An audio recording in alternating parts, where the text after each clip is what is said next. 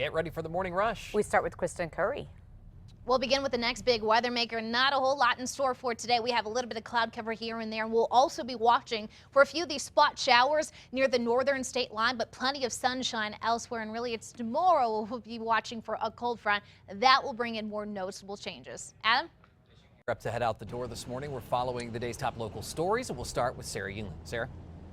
In just hours, jury deliberation will continue in the case of two former police officers facing second-degree murder charges. On Friday, the jury deliberated for 8 hours. No verdict was reached, so the judge sent them home for the weekend. Prosecution has maintained that Dominique Perez and Keith Sandy used excessive force when they shot and killed James Boyd. Defense said they had to protect a canine handler. How this could be a landmark decision coming up in our 5 Facts. Crystal? A sneaky suspect still on a run this morning after fooling police into believing he was the homeowner's son. Officers are now asking for your help identifying him. Police say the man was found inside a garage in Ventana Ranch. When they asked for his ID, he walked back in the house, then slipped out the back door. Police say he's also connected to a home burglary where a family dog was killed. Later today, the Bernalillo County Commission is set to tighten security at MDC. Commissioners are said to approve spending funds for a revamp of its surveillance system. In all, it could cost $1.8 million for the upgrade. Also on the agenda, the commission wants to sign on a local firm to help with marketing and advertising. Plus, a cost of living increase to the minimum wage from $8.65 to $8.70. Santolina is also on the agenda, a resolution to create tax increment development districts to help pay for its infrastructure. That commission meeting is set for 3 this afternoon. Adam?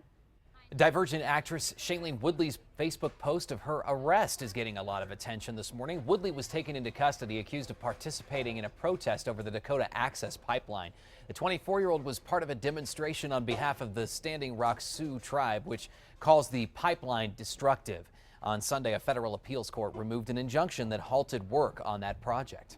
On to new news this morning. Australia's parliament is almost certain to vote down a national referendum on same-sex marriage, which could delay equality there for years. Though it backs same-sex marriage, the left-wing opposition Labour Party formally announced Tuesday it would not support the government's planned national vote.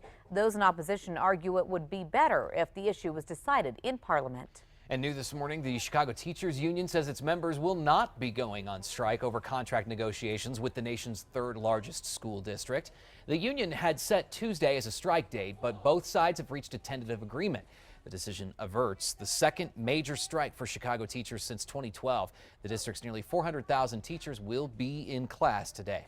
Starting today, you could start seeing prep work along Central as construction is set to begin on the controversial ART project Monday. Crews will be tearing up and removing medians along Central, which include the busy intersections of Coors, University, and San Mateo. At least one lane of traffic will remain open in each direction during the entire construction period. At least 2 residents of a high-rise home for seniors are in critical condition following a fire last night in Los Angeles. Another resident's in fair condition. Fire officials say that blaze was knocked down about 40 minutes after it began. It's not clear yet, though, how much of the building burned or what caused the fire. The building is a residential assisted living facility. On to news happening right now. Rescue teams are expected to be searching once again for any survivors across eastern North Carolina today as floodwaters brought on by Hurricane Matthew rolled downstream back towards the Atlantic Ocean. At least 3 rivers are expected to reach record levels. Yesterday, teams rescued some 1,500 residents who were trapped when the Lumber River unexpectedly rushed over its banks. Kristen? Different story back here at home. We have nothing but sunshine and warm temperatures expected here in the metro. So that metro threat index down to a 0. We've got nothing to worry about today. A little bit more change on the way, though, for the next couple of days. We'll keep you updated. Adam? And let's get a look at your traffic situation this morning, 8 minutes to 7. As we do, things are looking really good across the metro, except for this one area along I-40 here, where there's a little bit of a slowdown there. An accident closing southbound Coors at Barcelona at 2. So watch for that. We'll keep you posted on KRQE this morning and let you know as that situation develops. On to news happening today. A longtime Albuquerque educator is getting a place on the city's Wall of Fame. Ellen Fox started teaching for APS back in 1982. In 1994, she founded Albuquerque's first Title I program for homeless students. It's helped thousands of homeless students get an education.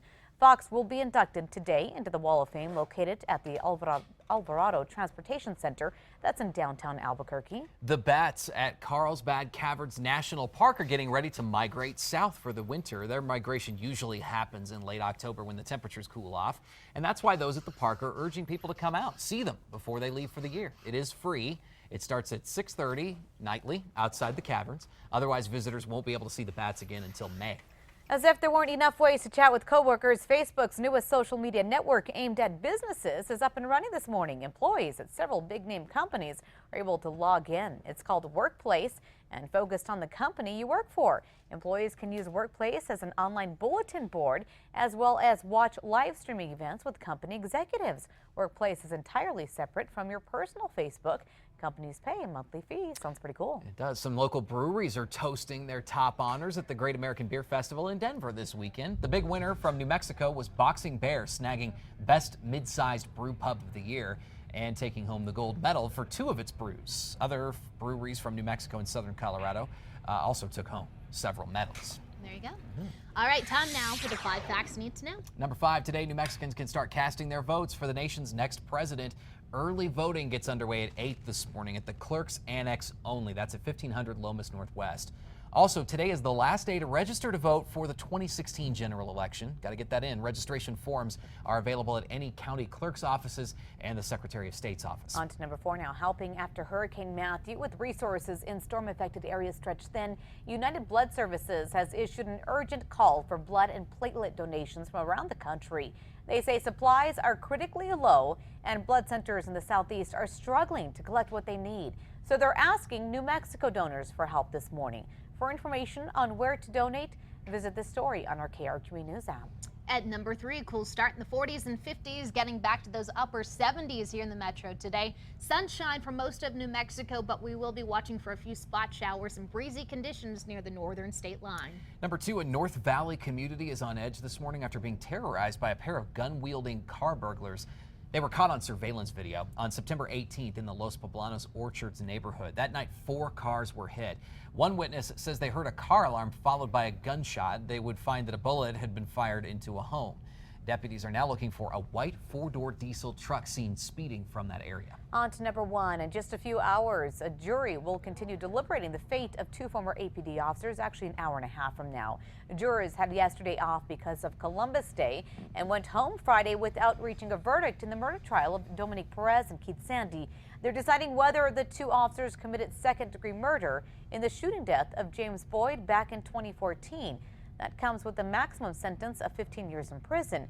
This has already been a landmark case for the state since it's the first time officers have been charged with murdering a suspect while on duty. As soon as the verdict does come down, we will go live on air, online, and on our KRQE News app. You can also go to our website, krqe.com, for more previous stories on the Perez and Keith Sandy cases.